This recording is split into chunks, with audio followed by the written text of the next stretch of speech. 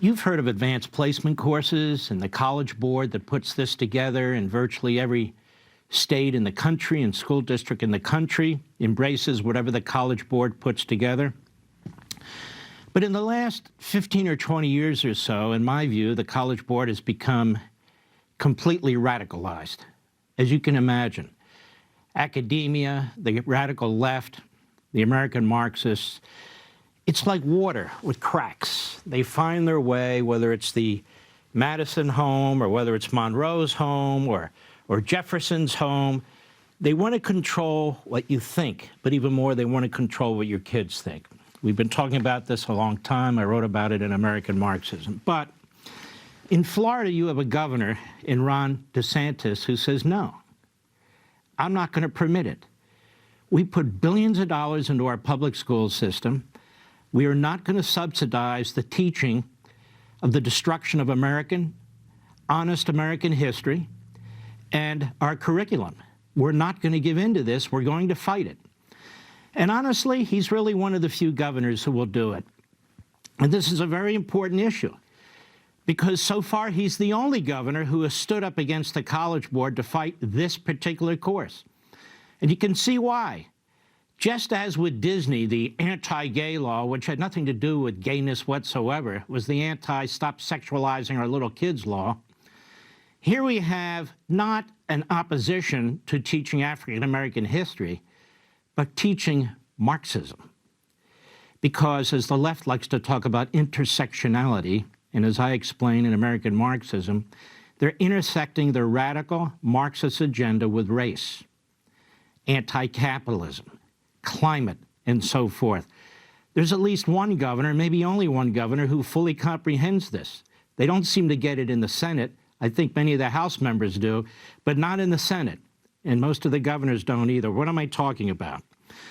The College Board put together a pilot AP African American Studies course, and that's what kicked off the controversy, as pointed out by Stanley Kurtz in National Review. Well, what exactly is in this thing that's so controversial? What seems to be the problem? Now, I don't have time to read the whole thing, but they kept it secret until a Florida newspaper, the Florida Standard newspaper, got a copy of it and made it public, the curriculum. Now, why would they keep it secret?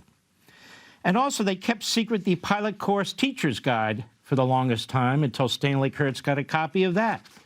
Why would you keep it secret? It's obvious, isn't it? Because the public might be appalled.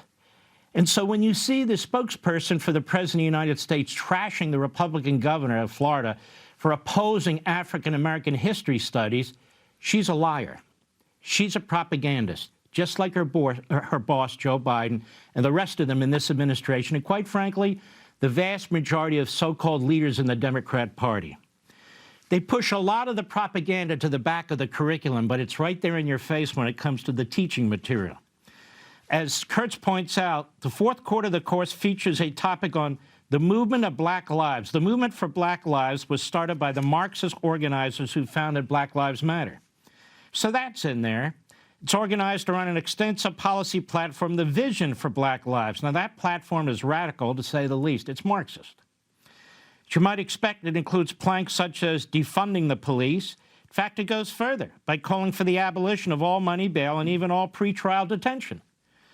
To this end, the Vision for Black Lives endorses federal legislation by Squad member Representative Ayanna Pressley.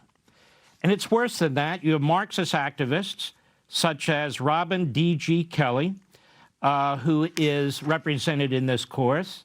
The Teacher's Guide represents an agenda in a way that's entirely free of criticism and alternative points of view. All the recommended topic readings support Black Lives Matter. Virtually all the course's authors in the final quarter of the course are part of this tight, far-left activist group. The topic immediately prior to the topic on the movement for Black Lives covers the reparations movement, which is discussed extensively.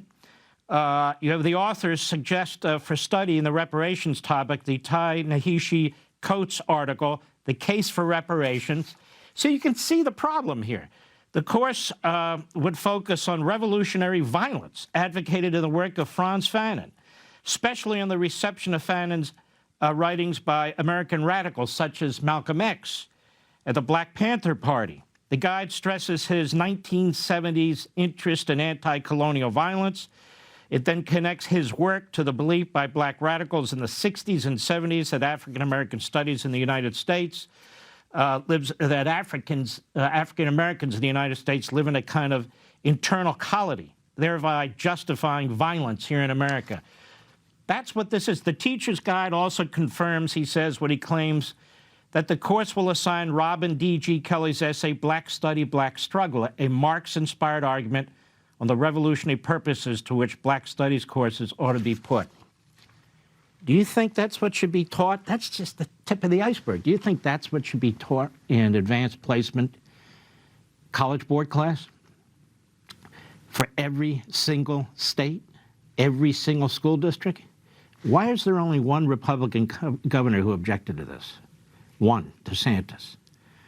Where's Chris Sununu in New Hampshire's bouncing around on cable, pointing to himself as a potential presidential candidate?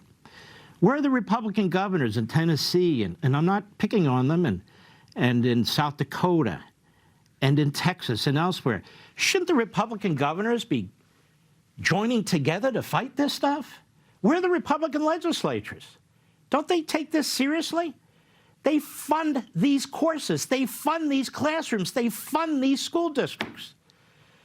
We have 4,500 schools in this country also that are using the 1619 Project as a historical tool, teaching this.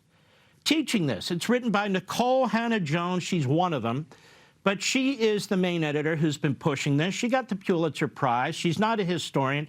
She is a radical. And in my view, a bigot. Just my view. And another professor, who's actually quite brilliant, Lynn Uzel, in Real Clear Politics, tells us a little bit about Hannah-Jones. She said she promotes what she views, and I agree, is a racist version of U.S. history.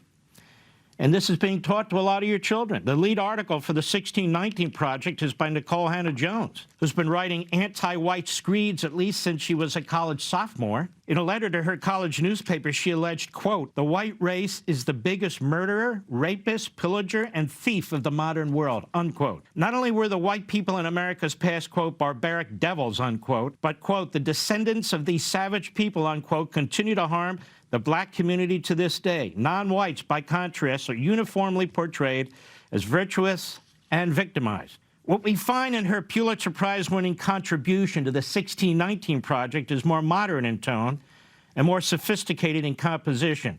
But otherwise, it's the same racialized dualism she espoused in college. And she's not alone. In the Hannah-Jones article, an important part of the lesson plan adapted for schools, the word white is used to describe people or communities 77 times. In 35 cases, white people are described as holding some kind of power or privilege, almost always unearned or illegitimate. In 32 cases, the word is associated with oppression, injustice, cruelty, white enslavers, widespread white violence, systemic white suppression of black life, etc.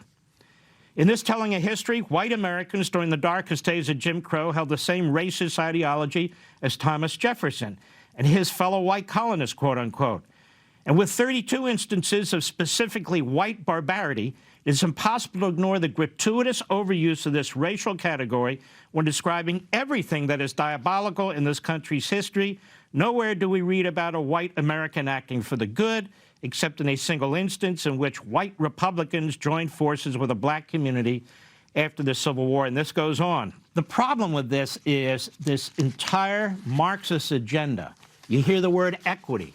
It's replaced the word equality. Equality is a very important word. Equality means equality under the law, or you shouldn't be discriminated when it comes to access and housing and that sort of thing. Equity is a completely different ideology, and it's being pushed everywhere. Equity means equal outcomes, and if you don't have equal outcomes, there's discrimination, racial discrimination, so it's nothing that can ever be achieved. Because people fail and people succeed for 1,000 different reasons having nothing to do with race. How motivated they are, how hard they work, if they get some good luck, where they might live, how they might live, the kind of parental situation a child has. and on and on and on, having nothing to do with race. But if you're one of these folks, it always has something to do with race. And the word equity is perfect because it's unachievable. Equity. Now, the problem is we have Joe Biden, who's out there promoting this. We have a president of the United States who was actively involved in the segregation movement 40, 50 years ago, who's one of his mentors in the Senate was Eastman. And James Eastman was one of the leading racist segregationist senators from Mississippi. And as one NBC opinion piece put it not long ago, Biden wasn't simply going along with him. He was an activist in the movement, an activist. And you know, he talked about the racial jungle. He didn't want public school integration and so forth. So Biden has now flipped from anti-black racism to anti-white racism. We've now had 2 federal courts throwing out 2 Obama practices. One when it comes to farmers, that white farmers were excluded effectively from benefits that all other farmers could have. What kind of a law is that? What kind of a rule is that? And we've seen it also in other areas where the Biden administration has lost, like COVID funds. That restaurateurs either could not get COVID funds or would be last in line if they're white. So now we have this kind of reverse racism going on. And yet today, racism has been redefined too, which is if you're born and you're white, this is critical race theory, you're an oppressor. And if you're not white, you're oppressed. Therefore, the oppressed can never be racists, and whites cannot help but be racists. This is the state of play in this culture. The Democrat Party, which has seeped into the Biden administration, in the Department of Education, the Department of Justice, the Department of Education, and throughout the federal government. So first and foremost, the school boards need to put an end to this. Secondly, Republican governors need to join with Ron DeSantis because now the College Board says, all right, we'll take another look. Republican legislatures need to step up and clean up their schools. Yes, teach African-American history, but teach history, not Marxist propaganda. Want to see more Mark Levin? Go to LevinTV.com and subscribe now.